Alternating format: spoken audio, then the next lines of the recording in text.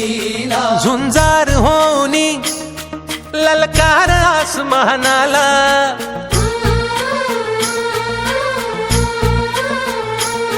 लावून कपाळी माती घे पक्ष तिच्या पाठी हुंकार भरारीसाठी पेटू दे मनाच्या वाती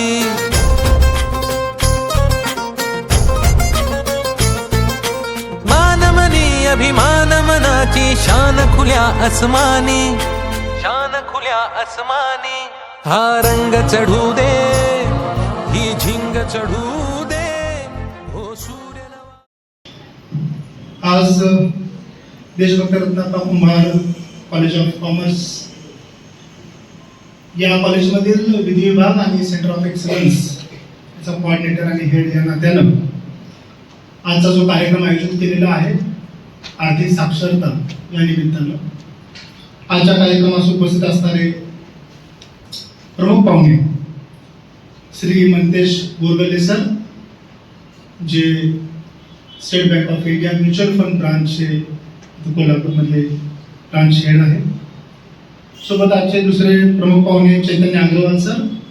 नुकतंच कळालं सर पण आपल्या या कॉलेजचे माजी विद्यार्थी आहेत आणि आज खूप कमी कालावधीत एक मोठा अनुभव फायनान्शियल ॲडवायझर या नात्यानं बऱ्याच लोकांना, कारण आज सगळ्यांना महत्त्वाचं आहे आर्थिक गुंतवणूक किती महत्त्वाची राहत असते, तर याच्या संदर्भात यशस्वीरित्या कार्य करणारे चैतन्य अग्रवाल सर, आपल्या कॉलेजचे प्राचार्य प्राध्यापक डॉक्टर आर.एस. नाईक सर, उपस्थित एम.कॉम डिपार्टमेंटचे एच.ओ.डी.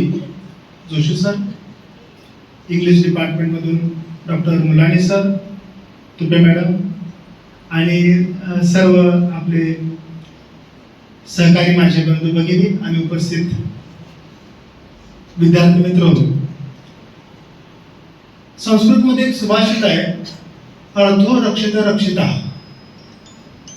म्हणजे जर आपण पैशाचं अर्थाचं रक्षण केलं तर योग्य वेळेला ते पैसे ते अर्थार्जन आपलं रक्षण करते. म्हणजे ज्याचं रक्षण आपल्याला अपेक्षित आहे आपल्याला पहिल्यांदा त्याचं रक्षण केलं पाहिजे. आणि हे सगळ्याच पद्धतीत सगळ्याच बाजूला लागू होतं. जसं निसर्गाचं रक्षण केलं तर निसर्ग आपलं रक्षण करेल, धर्माचं रक्षण केलं तर धर्म आपलं रक्षण करेल. याच्यातच एक भाग आहे अर्थरक्षित रक्षित. हा योग्य वेळेला आपल्याला पैशाची व्यवस्थित गुंतवणूक करता येणार. कारण आपल्या सगळ्यांना कल्पना आहे की पैसे मिळवून आता तितका अवघड झालेलं नाही. लोक गेम खेळून पैसे कमवायला लागले. काय ते 1 2 3 रमी आणि काय जंगली रमी, ड्रीम 11. पण सोबत आपल्याला हे पण माहिती आहे की एवढ्या मोठ्या प्रमाणात फ्रॉड पण व्हायला लागलेले आहेत. आपल्याला सगळ्यात पहिल्यांदा पैसा कमवण्याच्या ऐवजी पैसा वाचवता येणं गरजेचं आहे. म्हटलं जातं की पैसा वाचवणं म्हणजे पैसा कमवण्याची पहिली यशस्वी पायरी आहे. कारण नुसता पैसा कमवत जाणारे आपल्याकडे काही उदाहरणं आहेत. 80 हजार कोटी रुपये त्यांना व्यवस्थित काय करताना सांभाळता आलेले नाहीत. आज लंडनमध्ये आहेत. हे सगळ्यांना कल्पना आहे. माननीय विजय मल्ल्या साहेब आणि नीरव मोदी साहेब मोठे ऐकवान आहेत. त्यांनी खूप मोठं आपल्याकडं उदाहरण ठेवलेलं आहे की बाबा नुसतं पैसे कमवून उपयोगच नाही, पैसे सांभाळता येणं खूप गरजेचं आहे. त्याची योग्य वेळेला गुंतवणूक करता येणं गरजेचे आहे. आज आपल्याला विद्यार्थी दशेत असतानाही जो पॉकेट मनी मिळतो 100 200 300 रुपयाचा 500 रुपयापर्यंतचा महिन्यात 2 महिन्याला 6 महिन्याला, याचं योग्य वेळेला जर योग्य ठिकाणी नियोजन करता आलं तर भविष्यात ते आपलं किती मोठ्या पद्धतीनं संरक्षण करू शकतात याची माहिती देण्यासाठी आज जे उपस्थित इथं प्रमुख पाहुणे आलेले आहेत यांचं स्वागत आपल्या अर्थातच शैक्षणिक संस्थेत ज्ञानानं करणं गरजेचं आहे. म्हणून मी आपल्या कॉलेजचे प्राचार्य डॉक्टर आर.एस. नाईक सर यांना विनंती करतो की त्यांनी पुस्तक आणि गुलाब पुष्प देऊन मंतेश बोरगले सरांचं स्वागत करावं.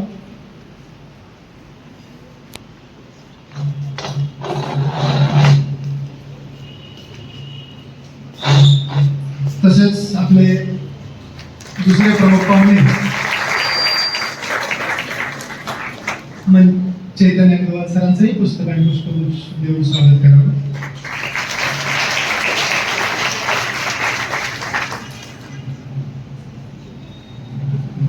Thank you so much sir. आज या ठिकाणी आर्थिक साक्षरता ही कार्यशाळा आमच्या कॉलेजचे प्राध्यापक डॉक्टर एस एस देसाई यांनी ऑर्गनाईज करून तुम्हाला एक नवी दिशा देण्याचा प्रयत्न करत आहेत, यासाठी मी पहिल्यांदा त्यांचं अभिनंदन करतो. व्यासपीठावरील प्रमुख वक्ते श्री चैतन्य अग्रवाल, आर्थिक सल्लागार कोल्हापूर इथं त्यांचं फर्म आहे, त्या फर्मद्वारे अनेकांना त्यांनी सल्ले दिलेले आहेत. त्या सल्ल्याचा वापर करून अनेक लोक श्रीमंतांच्या यादीत बसलेले आहेत. लक्षात घ्या, तेही आपल्या कॉलेजचे विद्यार्थी आहेत. भविष्यामध्ये तुम्ही यांचं हे व्याख्यान ऐकून किंवा M.Com करते आपल्या जोशी सरांचं मार्गदर्शन घेऊन जसे झाले तसे मी माझ्या M.Com.च्या विद्यार्थ्यांनाही अशी विनंती करतो की त्याने नोकरी अलीकडच्या काळात काय झालेलं आहे, मिळणं फार कठीण झालेलं आहे. गव्हर्नमेंटनं तर बऱ्यापैकी नोकरीच्या नावाखाली मुलांना MPSCची आज ॲड निघेल उद्या ॲड निघेल म्हणून बरेच लोक प्रचंड प्रमाणात श्रम घेत आहेत, मात्र त्या तारखा जाहीर होत नाही. लक्षात घ्या, आता राज्य सेवाची परीक्षेचा विचार केला तर गेली 2 वेळा ती परीक्षेची तारीख पुढे ढकलली. ती मुलं फ्रस्ट्रेशन मध्ये गेलेली आहेत. लक्षात घ्या, म्हणजे त्या तारखाही लवकरात लवकर जाहीर होतील आणि तेही अधिकारी निर्माण होतील अशी आपण अपेक्षा करूया. यानंतर आपले दुसरे जे वक्ते आहेत श्री मंतेश गोरगल्ले, शाखा प्रबंधक, स्टेट बँक ऑफ इंडिया. आता यांचा जर का परिचय करून द्यायचा झाला तर हे BBA आहेत. मी आता BBAच्या मॅडमला फोन करून सांगितलं की BBAच्या मुलांना बोलवा.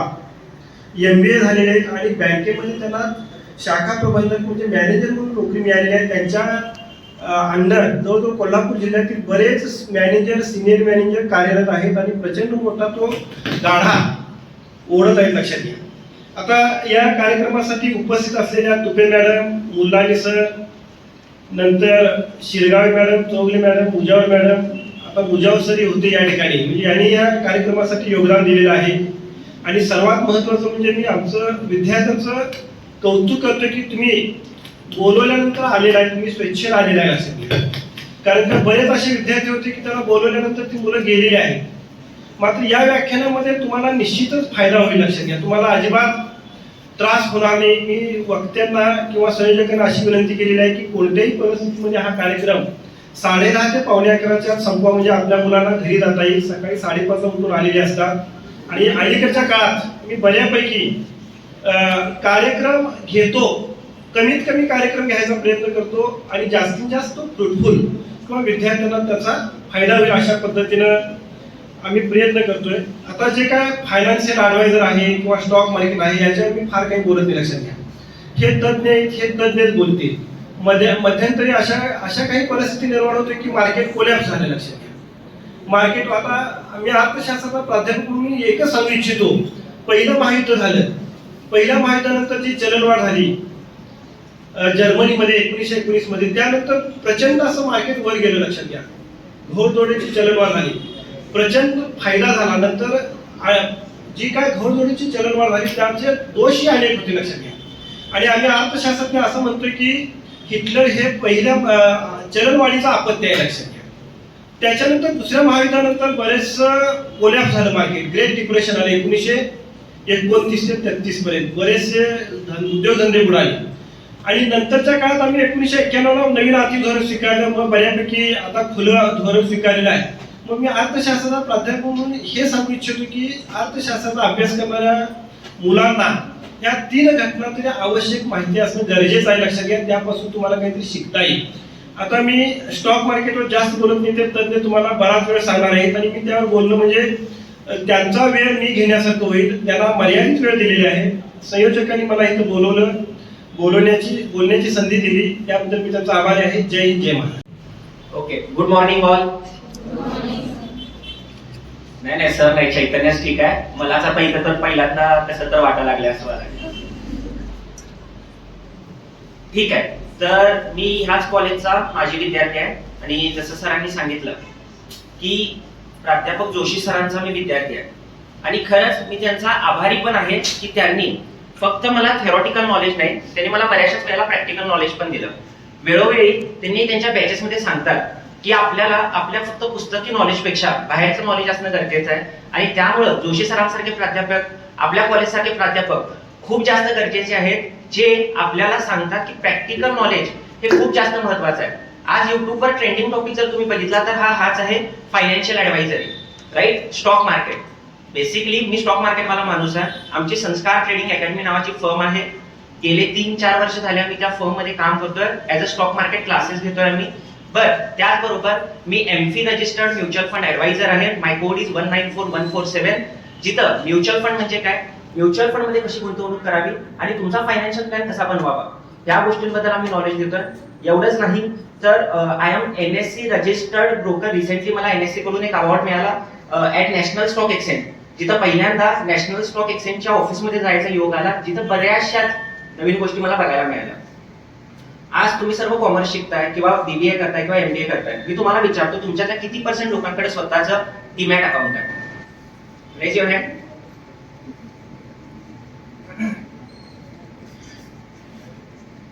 Please raise clearly like this.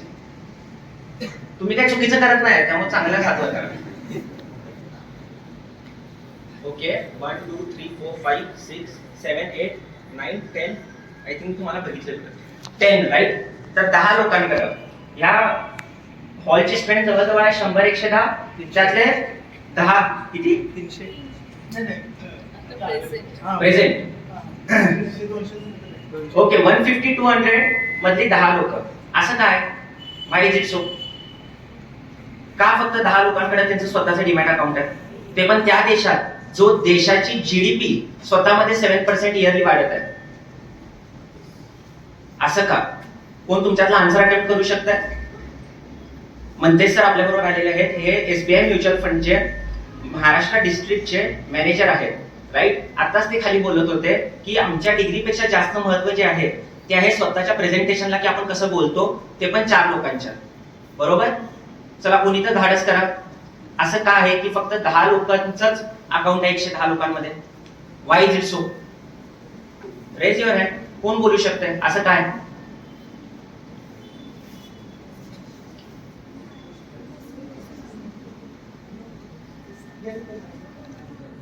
Please, ma'am.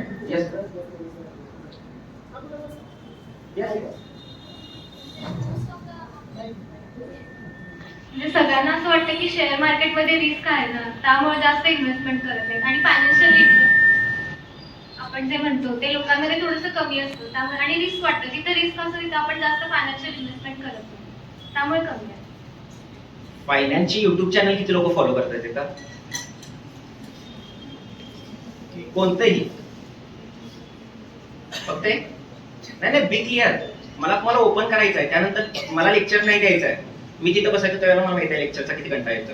आपण लेक्चरवर नाही येणार आहे. यस, मला फक्त तुमच्याबरोबर संवाद साधायचा आहे की फायनान्शियल जे चॅनल आहेत वेगवेगळे किती लोक फॉलो करतात. प्रांजल कामरा झालं, शरणचं झालं, बरेचसेच आहेत, राईट? 3-4 लोक. यार आपण कॉमर्स BBA MBA करतोय, तुमच्याकडे लोक पुढे जाऊन फायनान्शियल ऍडवायझरी घ्यायला येणार आहेत. AS ट्रेडर्स हे रिसेंटली नाव किती लोकांनी ऐकलं? Please raise your hand. किती लोकांनी ऐकलं? जे पैसे दिले जात होते 4%, 5%, 6%. चलो लास्ट क्वेश्चन, यानंतर मी बोलणार आहे. भारताचा FD रेट किती आहे?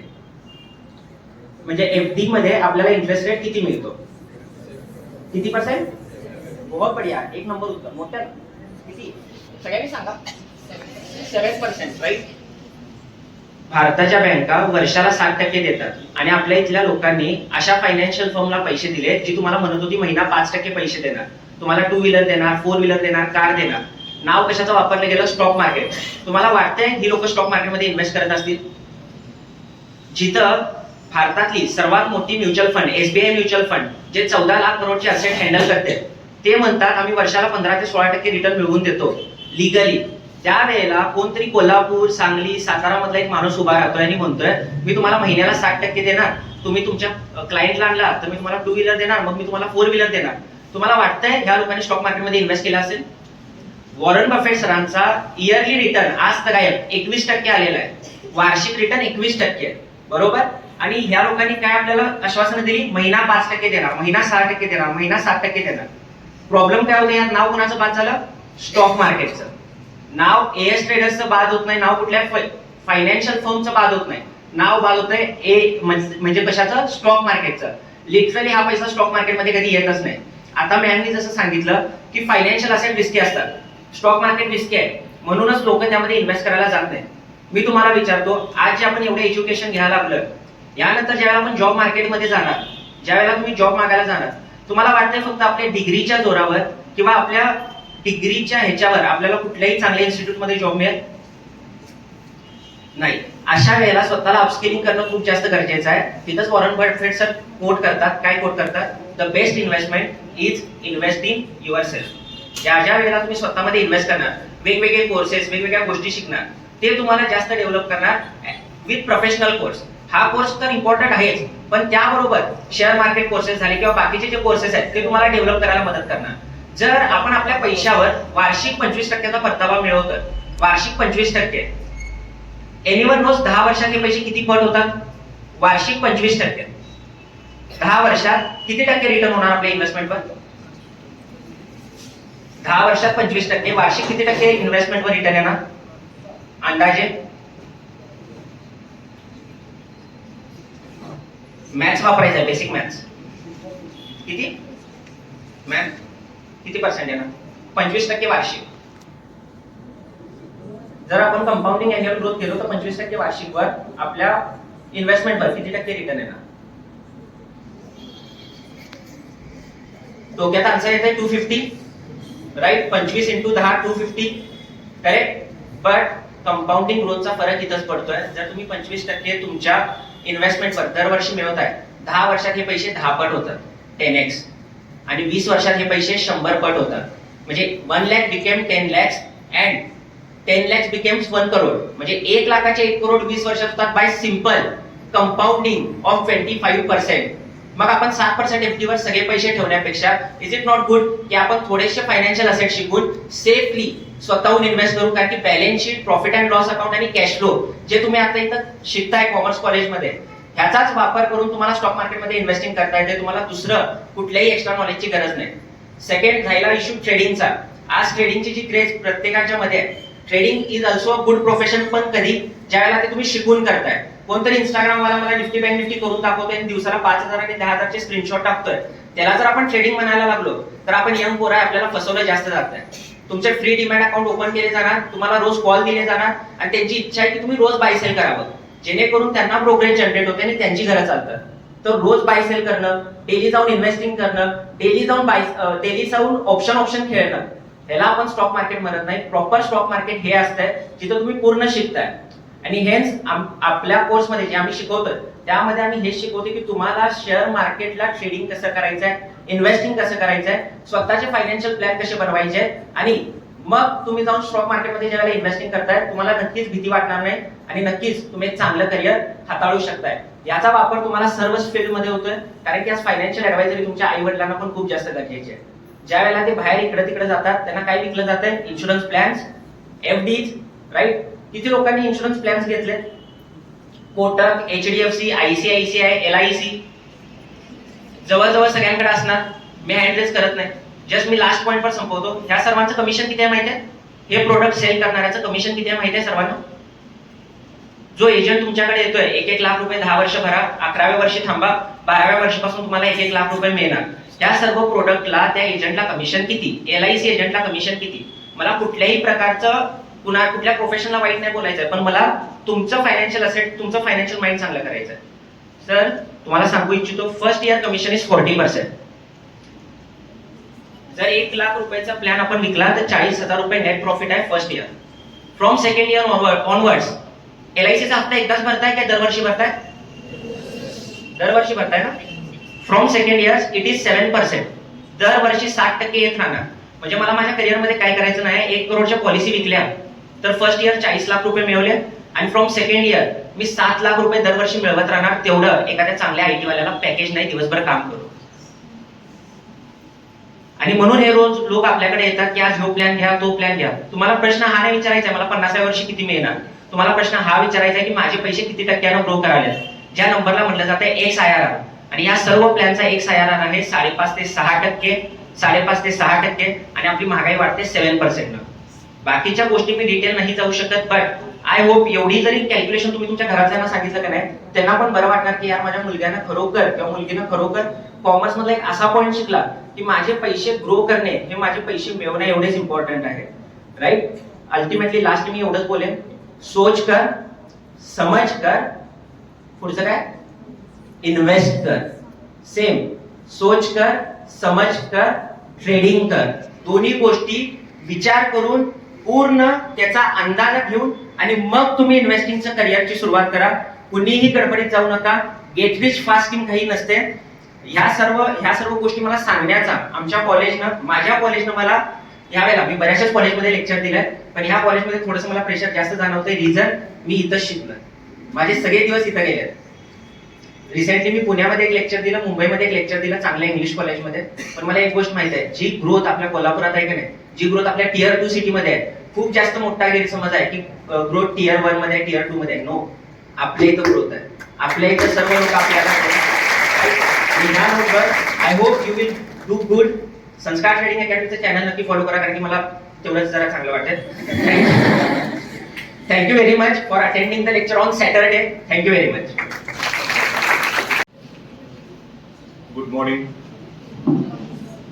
सर्वप्रथम सर्व मान्यवरांचे आभार. आज SBI म्युच्युअल फंड आणि आमच्या टीमनं आज इथे आपण संधी दिली काही थोड्या गोष्टी शेअर करण्यासाठी. ही माझी दुसरी वेळ आहे. मी गेल्या वेळी पण एकदा आलो होतो माझ्यामध्ये चैतन्य सरांच्या मार्फत. तर चैतन्य सरांचेही आभार. तर चैतन्य सरांनी आता एक सर्वांना एक मंत्रा दिला, सोच कर, समज कर, इन्व्हेस्ट कर. म्हणजे आता बऱ्यापैकी सगळे स्टुडंट आहेत आणि असं कळालं सरांच्या मार्फत की बरेच जण ऐच्छिक स्वतःहून आले, कुणालाही कंपल्शन नाही. प्राध्यापक आपले प्रिन्सिपल सरांनी देखील कुणाला कंपल्शन नाही. चांगली गोष्ट आहे. गुंतवणूक काय करावी, कशी करावी याबद्दल तुम्हाला क्युरियोसिटी आहे आणि या अशा सेशनला तुम्ही स्वतःहून आलेला आहात. तर कव्हर करूया म्हणजे म्युच्युअल फंड किंवा ओव्हरऑल फायनान्शियल फ्रीडम, इन्व्हेस्टर कसं व्हावं. कारण सुरुवात आहे प्रत्येकाच्या करिअरची. प्रत्येक जण इथून पुढे जॉब करेल, बिझनेस करेल, व्हॉट एव्हर जे तुम्ही तुमच्या क्षेत्रामध्ये तुम्ही कराल पुढे जाऊन. पण इन्व्हेस्टमेंट आपण जे सुरुवातीला चैतन्य बोलले की पैसे इन्व्हेस्ट करणं म्हणजे पैसे कमवणे आणि पैसे सेव्ह करणं आणि त्याच्यातून ग्रो होणं तेही इम्पॉर्टंट आहे. त्यामुळे त्या कशा पद्धतीने करता येईल. तर बरेच जण आता स्टुडंट आहेत, प्रत्येकाला पॉकेट मनी काही ना काही येत असेल. तर बेसिक हे जे आहे प्रिन्सिपल म्हणजे इन्कम मधून एक्सपेन्स वजा करून राहिलेलं सेव्हिंग केलं पाहिजे की इन्कम मधून सेव्हिंग वजा करून राहिलेलं एक्सपेन्स केलं पाहिजे. कोणतं सूत्र बरोबर आहे यातून फॉर्म्युला?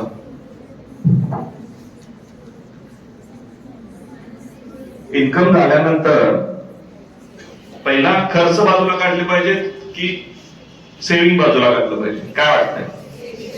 सेव्हिंग बरोबर आहे. किती जण करताय? सगळ्यांना पॉकेट मनी आहे. सरांनी डिमांड विचारलं का? एक जण करते. अरे वा, काय करताय सेव्हिंग तुम्ही? अरे वा, छान, कॉंग्रॅच्युलेशन्स. तर सेव्हिंगच्या अजून काय, सेव्हिंग आणि इन्व्हेस्टमेंट मध्ये फरक काय? सेव्हिंग आणि इन्व्हेस्टमेंट मध्ये फरक काय? तुमच्याकडे पॉकेट मनीने एक साधारण 5,000 रुपये साठले असं समजा आणि तुम्ही ठेवले आपल्या वॉलेटमध्ये किंवा एक पिगी बँक आहे त्याच्यामध्ये ठेवले आणि पैसे दुसऱ्या बँकेत ठेवले किंवा अदर ठिकाणी ठेवले. यातले सेव्हिंग कुठलं आणि इन्व्हेस्टमेंट कोणतं? बँकेत जे ठेवले ते इन्व्हेस्टमेंट झाली आणि जे पॉकेट किंवा गुल्लक मध्ये ठेवले ते सेव्हिंग. का असं का? काय उत्तर द्यायला आवडेल कुणाला? बिकॉज तुम्ही पैशाला कामाला जोपर्यंत लावत नाही तोपर्यंत ती इन्व्हेस्टमेंट नाही. तुम्ही पैसे गुल्लक मध्ये ठेवा, छान तुम्हाला गोदरेजची लॉकवाली तिजोरी दिली, त्यामध्ये साठवत द्या, कितीही साठवत जा, पण ते फक्त सेव्हिंग आहे, कारण तुम्ही पैशाला कामाला नाही लावलेलं. इन्व्हेस्टमेंट ते कधी होणार, तुम्ही मग त्यासाठी डीमॅट कराल, स्टॉक घ्याल किंवा एफडी कराल, बँकेत अकाउंट मध्ये ठेवाल किंवा म्युच्युअल फंड मध्ये टाकाल, any other source, any other, तुम्हाला जर सोनं आवडतं ते कराल, वॉट एव्हर तुम्हाला जे ऍसेट क्लास आवडतो तिथे तुम्ही जर ते पैसे इन्व्हेस्ट केले तर then it will start earning. त्यामुळे फॉर्म्युलानुसार income minus expense is equal to saving is wrong. Income मधून आपलं पहिला सेव्हिंग बाजूला काढणं गरजेचं आहे आणि मग एक्सपेन्सेस आपले करणं गरजेचं आहे. हे कायमस्वरूपी लक्षात ठेवा. महागाई म्हणजे काय, की का गरजेचं आहे इन्व्हेस्टमेंट, फक्त सेव्हिंगने इथून पुढे काम होणार नाहीये. तर हे लक्षात घ्या, हे एक बिल आहे, सगळ्यांना दिसत असेल. साधारण 1985 साली मुंबईमध्ये किंवा कुठल्याही एका हॉटेलमध्ये जर बघितलं तर साधारण 26 रुपयाचं बिल आहे. ठीक आहे, पण ह्यामध्ये तुम्हाला शाही पनीर, दाल मखनी, रायता, रोटी हे सगळं जर बघितलं, 4 लोकांचं जेवण आहे, साधारण 26 रुपये बिल आहे. आज तुम्ही 4 लोक जर गेला घरातले फॅमिली, किती रुपये बिल होत आहे? एवढं होतंय 1000-1200 रुपये. हा, जर डॉमिनोजला गेला किती होतं पिझ्झाचं खर्च? होतं एवढं बिल होतंय 4 लोकांमध्ये, पॉकेट मनी महिन्याचा गेला. याचं रिझन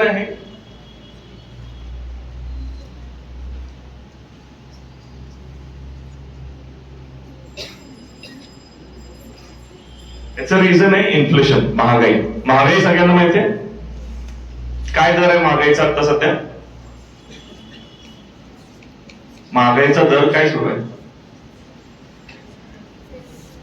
साधारण 7-8% दरम्यान आहे. तर इथे 5% महागाई दर पकडलाय. 30,000 तुमचा आता जर खर्च आहे महिन्याचा, तर तो येणाऱ्या 5 वर्षात 40,000 वर जाईल हाऊस होल्ड एक्सपेन्स, 15 वर्षात 60,000 वर जाईल आणि 20 वर्षात 80,000 जाईल. हे कारण आहे बिकॉज ऑफ महागाईमुळे. तर घरचा तुमचा ओव्हरऑल खर्च एवढा आहे, तर महागाईचा एवढा इम्पॅक्ट होतो. बिकॉज महागाई म्हणजे काय, तुम्ही जी वस्तू आज खरेदी करताय, ज्या सर्व्हिसेस तुम्ही युज करताय, त्याची व्हॅल्यू किंवा हे किंमत वाढत चालली. तुमच्या पैशाची व्हॅल्यू तेवढीच आहे, पण इन्फ्लेशनमुळे त्याची कॉस्ट वाढत चालली. त्यानंतर आहे टॅक्स. कोणतेही इन्व्हेस्टमेंट तुम्ही जे करताय त्या सगळ्या गोष्टींना टॅक्स लागतो. एफडी करा, एफडीला टॅक्स आहे, रिअल एस्टेट मध्ये टॅक्स आहे, कोणते गोल्ड घ्या, गोल्ड मध्ये वेल्थ टॅक्स आहे, प्रत्येक गोष्टीला टॅक्स आहे. म्युच्युअल फंड मध्येही आहे. तर हा टॅक्स कंपोनंट जो आहे तो त्यानंतर लागतो. म्हणजे तुम्ही जे काही अर्न करताय, समजा तुम्ही जे आज एफडी कराल गोल्ड मध्ये किंवा एनी अदर इन्स्ट्रुमेंट मध्ये इन्व्हेस्टमेंट कराल, त्याच्यावरती तुम्हाला 7 ते 9% व्याजदर मिळाले. तुम्हाला post tax return, after tax जो ब्रॅकेट तुमचा असेल त्यानुसार 5 ते 8% एवढे मिळाले आणि नंतर इन्फ्लेशन वजा केलं की तुम्हाला हातामध्ये 1 ते 2% आहे. म्हणजे काय होतंय की आज आपण जे ट्रॅडिशनली इन्व्हेस्टमेंट करत आले, आपले बाबा जे आजपर्यंत करत आले आहेत, एफडी मध्ये, इन्शुरन्स मध्ये किंवा आणि कोणत्या इन्स्ट्रुमेंट्स मध्ये, तर ते व्याजदर हिस्टॉरिकली काय येत गेलेले आहेत आणि त्याला इन्फ्लेशन आणि टॅक्स वजा केल्यानंतर काय मिळतात हे बघणं गरजेचं आहे. त्यासाठी काय की कमी, spend less than you earn, keep your fixed cost low, create your own budget, save early, save often, invest according to goals. ह्या काही गोष्टी फॉलो करणं गरजेचं आहे. गोल्स आयुष्यामध्ये प्रत्येकाचे असणार. गाडी घेणं, फॅमिली, एज्युकेशन म्हणा, घर, फॉरेन ट्रिप, रिटायरमेंट, या सगळ्या गोष्टी बेसिक्स आहेत. प्रत्येकाच्या आयुष्यामध्ये हे गोल राहणार इथून पुढे की ह्या गोष्टीसाठी मला बचत करायची, इन्व्हेस्ट करायचे आहे. पण त्यासाठी मार्ग कोणकोणते आहेत, हे पहिला पर्याय आता जे अवेलेबल आहेत हे सर्व तुम्हाला माहित असतील. सोनं, चांदी, त्यानंतर stocks, bond, bank deposit, insurance, property, mutual fund असतात. तर ह्या पद्धतीचे हे वेगवेगळे व्हेरियस ऑप्शन्स आहेत, बरोबर. पण ह्या प्रत्येक ऑप्शनने आज परतावा काय दिलेला आहे, किती % रिटर्न या सर्व ऍसेट क्लास मधून येत आलेले आहे आतापर्यंत, हे पण समजून घेणं गरजेचं आहे. कारण प्रत्येक ऍसेट क्लासची हिस्ट्री समजणं गरजेचं आहे. तर हा चार्ट जर तुम्हाला दिसतोय याच्यामध्ये ऍसेट क्लास दिलेले आहेत. इथे दिलंय इन्फ्लेशन, मी सांगितल्याप्रमाणे 7.5% महागाई दर ऍव्हरेज राहिलेला आहे. सिल्वर जर बघितलं तर सिल्वर 7.5% ऍव्हरेज परतावा दिलेला आहे, गोल्ड 8.5%, फिक्स डिपॉझिट 8.5%, पीपीएफ 9.5% आणि सेन्सेक्स 15%.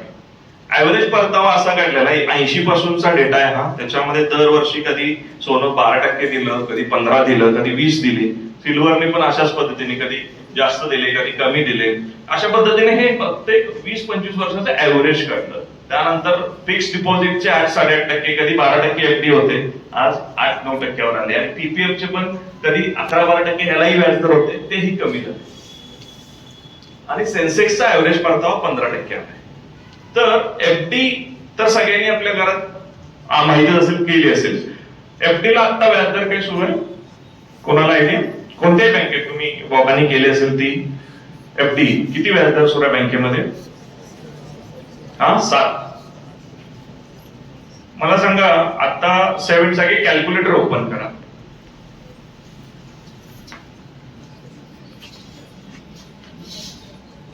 एफडी चे व्याजदर एवढे कमी का झाले? काही एनी आयडिया?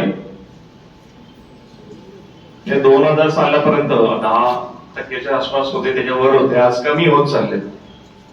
कॅल्क्युलेटर ओपन केले सगळ्यांनी पहिले. एक 10 वर्षापूर्वी एक 10 ते 12% व्याजदर असायचे एफडीचे, ठीक आहे, काही बँकांमध्ये. तर 10-15 वर्षापूर्वी म्हणा, 2000 सालापर्यंत म्हणा, तर त्या व्याजदरांनी डिवाइड करा. म्हणजे पैसे दामदुपटीचं गणित शिकवते, पैसे दामदुप्पट कधी होत आहे.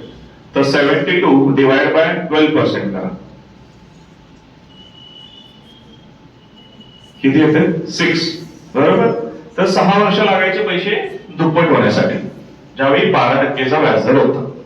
आज काय झालेलं आहे? 7% आलेलं आहे. तर 72 डिवाइड बाय 7 करा, किती आलं होतं? 13, किती? तर आज जो लागणारा डबल डिजिट म्हणजे याच्यापर्यंत लागते. जर 6% जर झाले, 7च्या ठिकाणी जर 6 झाले तर 12 वर्ष लागतील. तर त्याच्यापेक्षा खाली जाते. समजा 5% गेलं तर 72 डिवाइड बाय 5 करा, मग अजून 13-14 वर्ष लागतील. याचा अर्थ काय की एफडीचे व्याजदर हे कमीच होत जाणार आहेत. जसं चैतन्य ते सर मगाशी म्हणले की आपण एक मोठी आर्थिक महासत्ता होण्याच्या मार्गी चाललेलो आहे. आज जवळजवळ आपण 5वी मोठी आर्थिक महासत्ता आहे. हळूहळू आपण 3rd नंबरला जाऊ. आपल्या पुढे जपान आणि जर्मनीचा आहे, फक्त एकदम मिनिस्क्युअल डिफरन्स आहे. आपण लवकरच त्यांनाही मागे टाकू. तर ह्या स्पेसनं आपण जे चाललोय, आज कोणताही डेव्हलप नेशन असू दे, एफडीचे व्याजदर काय आहेत माहिती आहे? खूपच कमी, एकदम म्हणजे पॉइंट्स मध्ये व्याजदर त्यांना लोनला 2% वगैरे, जपान सारख्या ठिकाणी, अमेरिका किंवा इथं तुम्हाला 2% कर्ज मिळून जाते. म्हणजे काय, जिथं एक देश डेव्हलप होतो तिथे तुम्हाला हळूहळू व्याजदर कमी होत जाते. त्यामुळे आपले व्याजदर हे जे असतं, मी सांगितलं ना एफडीला हे मिळाले, हे इथून पुढे तुम्हाला कमी होत जाणार. हे आपल्यालाही माहित असलं पाहिजे आणि आपल्या घरातल्यांनाही सांगणं गरजेचं आहे. कारण एफडी जे आता 12 वरून खाली आले, 7 आले, इथून पुढे 7चं 12 होणं खूप डिफिकल्ट आहे. Because we are searching towards the developed nation. त्यामुळे दुसरे पर्याय निवडणं गरजेचं आहे. आणि सेन्सेक्स जो मी सांगितलं 15%चा ऍव्हरेज यांनी दिला. याने देखील फ्लक्च्युएशन बघितले बरेच, म्हणजे शॉर्ट टर्म मध्ये, लॉंग टर्म मध्ये तुम्ही जर बघाल याच्यामध्ये पण +15% केले, 20% दिले, काही वेळेला 40% दिले. तर हे सर्व चढ उतार यांनी देखील बघितले. तर स्टॉक मध्ये जर यायचं झालं की बाबा डीमॅट काही लोकांनी उघडले, तर स्टॉक मार्केटमध्ये यायचं झालं तर स्टॉक बद्दल काय वाटतंय? शेअर मार्केट म्हणजे काय वाटतंय? शेअर्स म्हणजे काय? आपण एखाद्या कंपनीचे शेअर्स घेतो म्हणजे काय नाही का?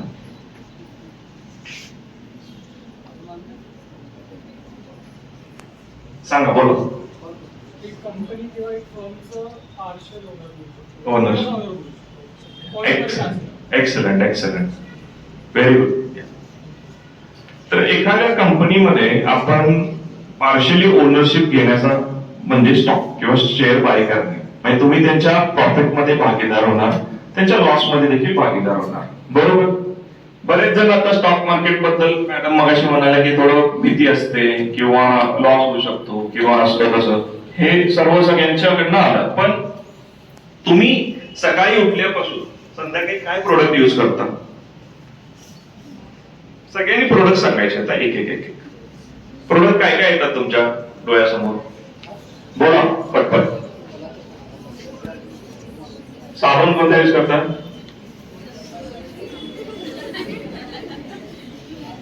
कंपनीचं नाव सांगतो मी, कोणताही सांगा.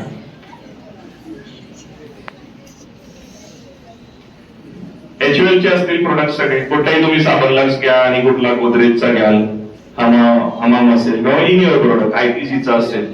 त्यानंतर तुम्ही टूथपेस्ट वापरता, कोलगेट पॉम्बोलिव्ह. तुम्हाला इथे कोलगेटचा स्ट्रिपचा 180 रुपयाचा 2000 गेलेला दिसतोय. 1100 पट ग्रोथ झालेला आहे 15 पर्यंत. त्यानंतर पॅराशूट ऑइल कोण बनवते?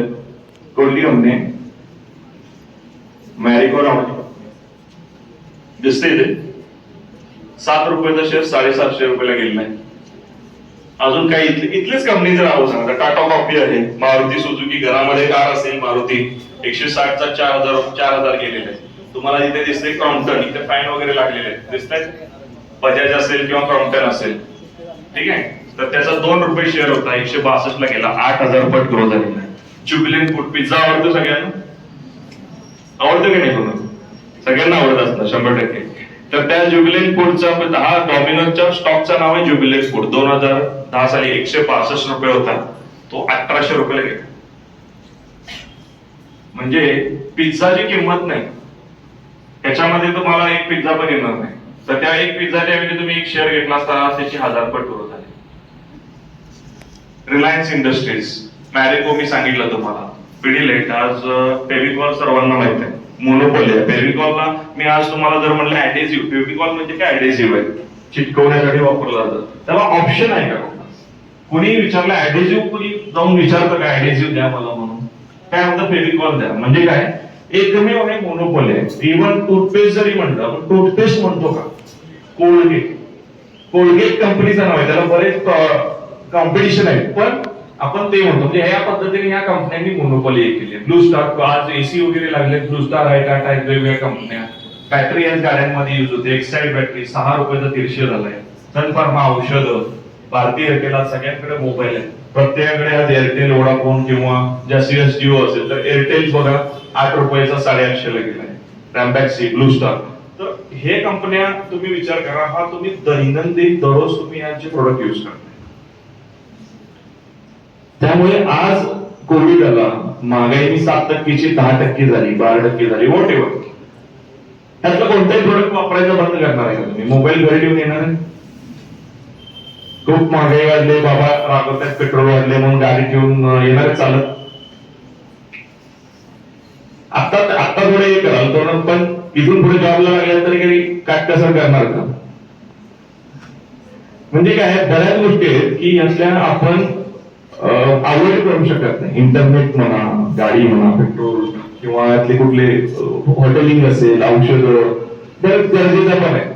हे आपण अवॉइड करू शकत नाही. म्हणजे अन्न, वस्त्र, निवारा सोडून आपल्याला जर विचार करायचा, ह्या सगळ्या दैनंदिन आपल्या गरजेच्या वस्तू झालेल्या.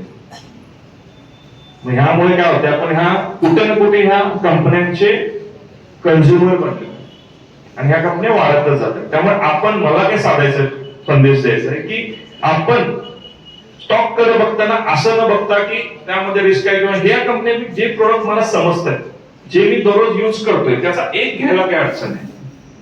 बरोबर?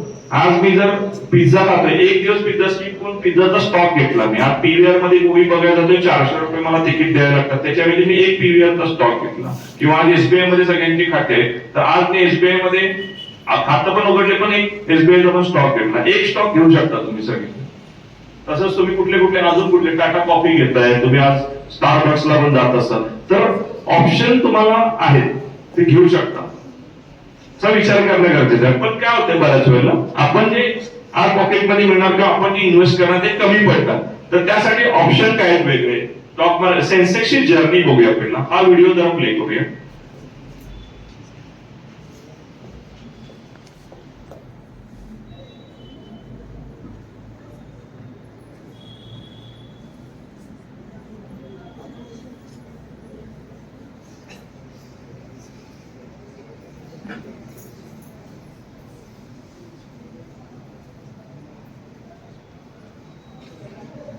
साऊंड आहे का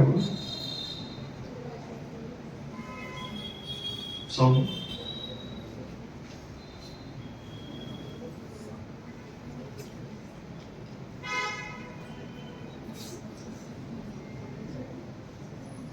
काही लोकांनी असा हात केला, याचा अर्थ काय चढ होता. म्हणजे सेन्सेक्स मध्ये फ्लॅट तर मुवमेंट नाहीये, कन्सिस्टंटली असा अपवर्ड मुवमेंट मध्ये गेलेला नाहीये. बऱ्याच वेळेला कोविड आला असेल किंवा सुनामी आली, त्यानंतर लेमन ब्रदर्स झाला, 2008 ला मोठं इश्यू आलं, बरेच इश्यू त्याने बघितले, मार्केटने बरेच चढ उतार बघितले आणि त्यानंतर अशा पद्धतीने गेले. 80 पासून सुरू झाला सेन्सेक्स 100 रुपयाने आज जवळजवळ 83,000 पर्यंत पोहोचलेला आहे. चढ उतार, त्यामुळे जोपर्यंत चढ उतार आहेत, म्हणजे मार्केटमध्ये म्हणतात ना की जोपर्यंत तुम्ही लाईफ मध्ये पण आपल्या जर तुमची लाईफ लाईन जर अशी आहे तर तुम्ही डेड आहे, अशा पद्धतीने आहे म्हणजे तुम्ही आलाय. तर सेन्सेक्स स्टेट आहे असं आहे म्हणजे आलाय आहे. जर तुम्ही अशा पद्धतीने स्ट्रेट लाईन मध्ये जर सेन्सेक्स ग्रो व्हायला लागलं तर मार्केट डेड झाले समजेल. म्हणजे काय की अपॉर्च्युनिटी स्टॉक्स मध्ये येत असते, प्रत्येक वेळी मार्केटमध्ये येत असते, त्यानुसार आपल्याला हे सेन्सेक्सच्या जर्नीवरून अंदाज घेतो की लॉंग टर्म मध्ये पैसे बनतात इकडे. Next slide. तर यामध्ये जर बघितलं तर 1979 पासून ते 2022 पर्यंत डेटा आहे. 100चा सेन्सेक्स 58,000 पर्यंत इथं दाखवलंय. समजा तुम्ही 1 लाख रुपये इन्व्हेस्ट केले असते त्यावेळी, तुम्ही किंवा बाबांनी असं समजा, तर 1 लाखाची व्हॅल्यू इथं काय झाली, कोण रीड करेल? 5,85,69,000 झाले. आज सेन्सेक्स 2024, 2च वर्षाचा डेटाचा डिफरन्स आहे. आज सेन्सेक्स कितीला आहे मी सांगितलं? गुगल करा, सगळ्यांना एक्सपेरिमेंट होणं गरज आहे. गुगलला टाका what is the Sensex closing today, टाका कालचं क्लोजिंग बघा.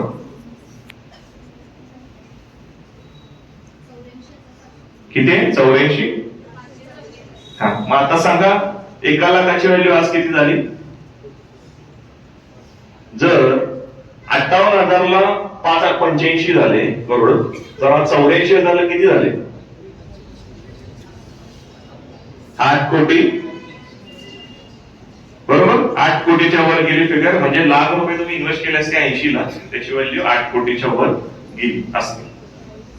तर ह्यामध्ये निगेटिव्ह पॉझिटिव्ह जाण्याचे चान्सेस काय आहेत? 89 पासून आतापर्यंत बघितलंय की इथे ह्या 5 वर्षामध्ये तुम्हाला पॉझिटिव्ह दिसत आहेत, इथे तुम्हाला निगेटिव्ह गेला, इथे परत पॉझिटिव्ह आहे, इथे 18. अशा पद्धतीने चढ उतार सगळीकडे आहे. पण 30 वर्षात फक्त 9 वेळा हा निगेटिव्ह गेलाय. बऱ्याच वेळेला मार्केटमध्ये फेल का होतात लोक? Lack of knowledge. आपल्याला तेवढं नॉलेज नसतं, त्यामुळे नॉलेज वाढवणं गरजेचं आहे स्टॉक मार्केट बद्दल. लॅक ऑफ सफिशियंट फंड नसल्यामुळे आपण इकडे फेल होतो. आपल्याकडे टाइम नसतो. ज्यावेळी आपण व्यवसायात लागणार, नोकरीमध्ये लागणार, बरेच वेळेला शिक्षक वर्ग आहे जिथे ते त्यांनाही आपला प्रोफेशन मधून वेळ नसतो. त्यामुळे काय होतं, इकडं टाइम नसल्यामुळे आपल्याला बनवता येत नाही आणि डायव्हर्सिफिकेशन होत नाही. तुमच्याकडे जे काही फंड्स असतील, तुमच्याकडे आज 10,000 असतील, 50,000 असतील, तुम्ही टाकायचा प्रयत्न केला 2-4 स्टॉक, जे कोणी आता स्टॉक मध्ये ट्रेड करतायत त्यांनी जर फक्त 4 आणि 5 स्टॉक घेतले तर सिलेक्टेड सेक्टर आणि याच्यापुरतं मर्यादित होणार. ते डायव्हर्सिफिकेशन न होणं, इमोशनल डिसिजन, कोणीतरी टिप दिली, कोणीतरी सांगितलं म्हणून इन्व्हेस्ट केलं, आणि ग्रीड, शॉर्ट टर्म मध्ये बाबा पैसे बनवायचे. तसं मगाशी यांनी पण सांगितलं त्याच्यासाठी पण की बरेच जण 6%, 7% महिन्याला कमवण्याच्या नादामध्ये पैसे घालून बसलेत आज कोल्हापूरमध्ये, जिथे रेग्युलेटेड बॉडी नाही, जिथे तुमचा कोणताही कंट्रोल नाही सेबीचा, अशा मार्केटमध्ये त्यांनी इन्व्हेस्ट केला आणि पैसे घालून बसले. तर ग्रीड, तर ह्या सर्व गोष्टींपासून आवड राहणं हे राहणं गरजेचं आहे. त्यामुळे म्युच्युअल ऍसेट अलोकेशन सर्वात महत्वाचं आहे. लक्षात घ्या, इन्व्हेस्टमेंट करताना हे बॅलन्स थाळी जी दिसते ना, अशा पद्धतीचं आहे ऍसेट अलोकेशन. म्हणजे काय, तुमच्याकडे सोन्यामध्ये देखील इन्व्हेस्टमेंट थोडी पाहिजे, एफडी मध्ये थोडीशी हवी, शेअर्स मध्ये थोडीशी गुंतवणूक हवी, म्युच्युअल फंडांमध्ये देखील गुंतवणूक हवी. ह्या पद्धतीने तुमची जर इन्व्हेस्टमेंट तुमचा प्रोफाईल असेल तरच तो फ्रुटफुली ग्रो होतो.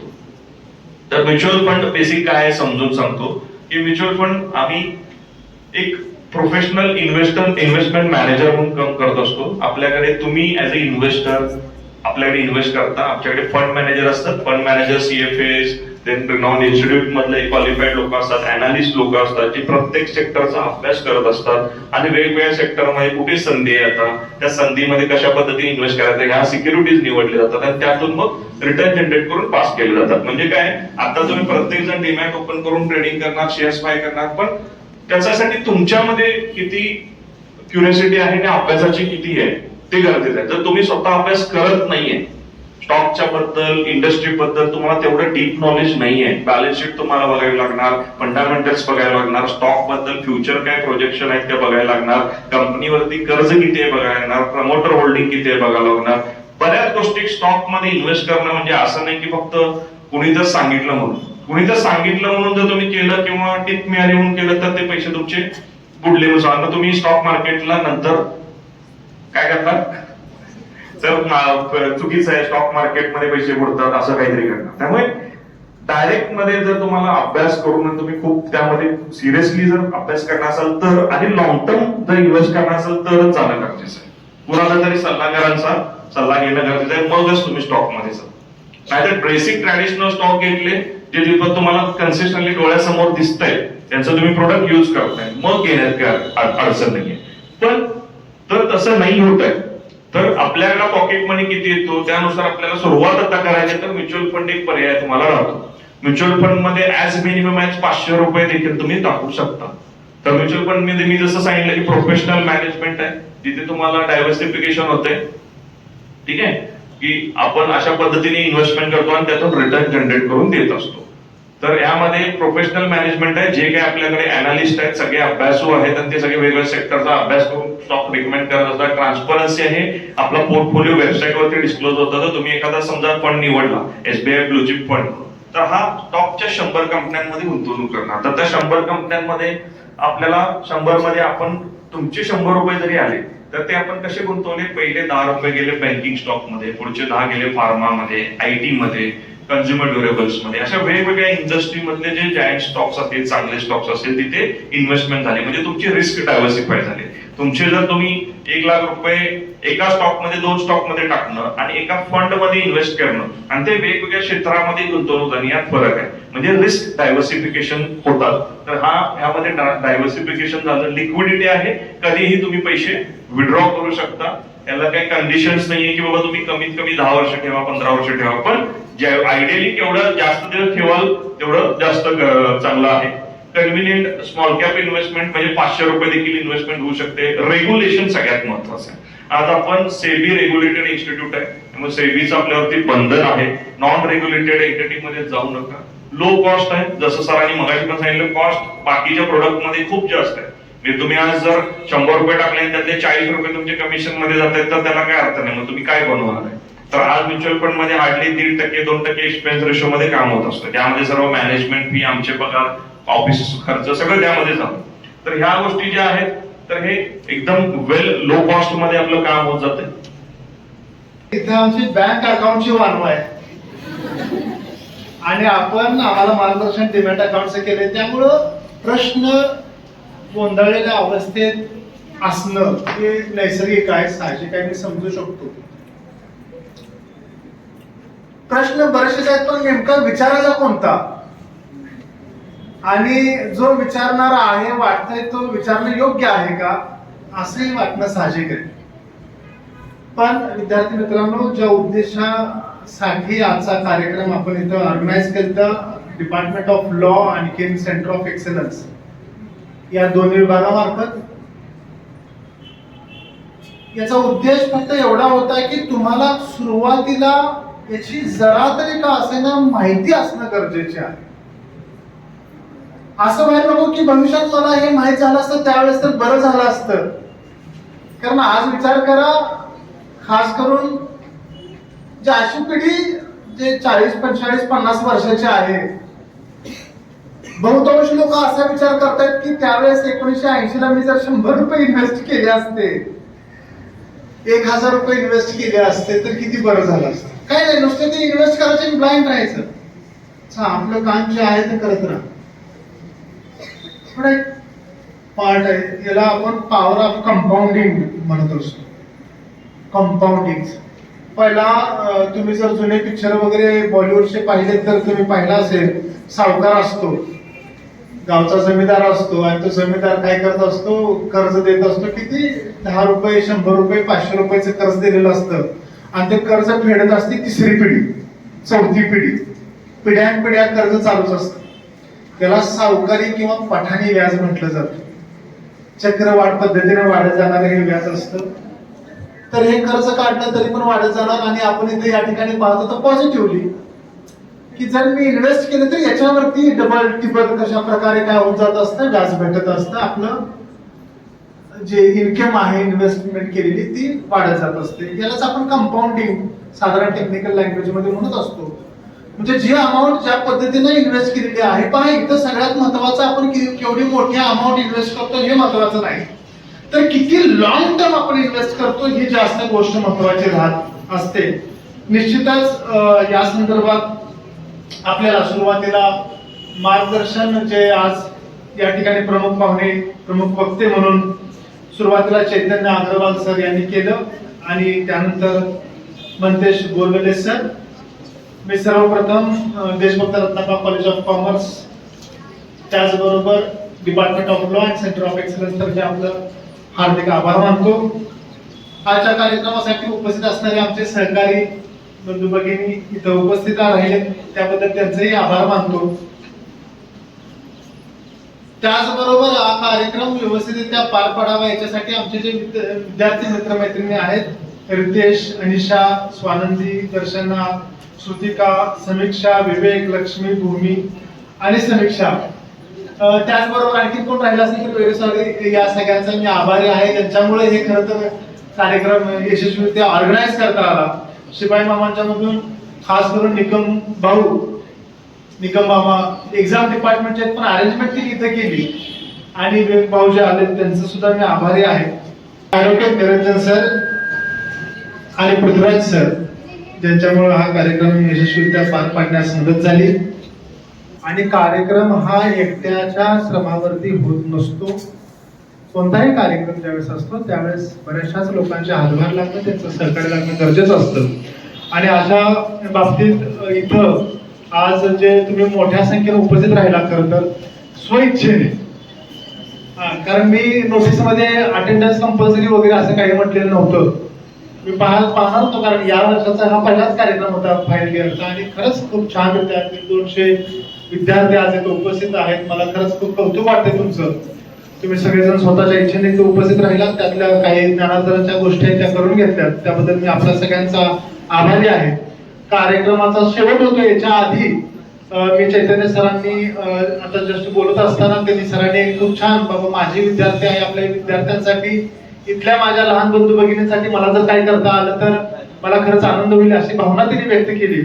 आणि याकरिता ज्या लोकांना डिमॅट अकाउंट काढायचं आहे त्याच्या संदर्भात माहिती घ्यायची आहे की कशा प्रकारे काम करतात, इथं 100, 200 रुपये, 500 रुपयापासून मी नेमकी सुरुवात कशी करू शकतो माझ्या भवितव्यासाठी, याकरता सरांनी फ्री मध्ये मार्गदर्शन करणार अशी ग्वाही दिलेली आहे. सोबतच तुमचं मोफत मध्ये डिमॅट अकाउंट सुद्धा काढून देतो. ज्या अकाउंटसाठी 200 रुपये ते 500 रुपये पर्यंत किमान चार्ज केला जातो असे जे डिमॅट अकाउंट आहेत, मग ते एंजलचे असतील, ग्रोथचे असतील किंवा झिरोदाचे असतील, त्याचबरोबर इतर कुठल्याही पद्धतीचं जर डिमॅट अकाउंट असेल, डिमॅटलाइज अकाउंट त्याला म्हटलं जातं, बँक अकाउंट सारखंच आहे पण ज्याच्या थ्रू आपण पैसे इन्व्हेस्ट करत असतो. तर हे फ्री ऑफ कॉस्ट सर म्हटलेले आहेत, काढून देतो.